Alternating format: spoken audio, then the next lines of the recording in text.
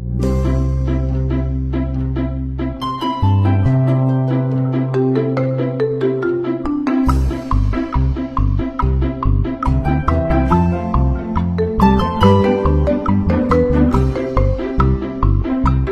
aí, gente, beleza? Hoje é dia de mais um tutorial. Nós vamos aprender a fazer o pé de lata, também conhecido como perna de pau infantil. Eu sou Rafael Alves. Eu sou a Greice E nós somos os Facilitadores de Circo do Serviço de Convivência de Nísia Floresta. Se você é uma criança, peça ajuda para um adulto E vamos nessa!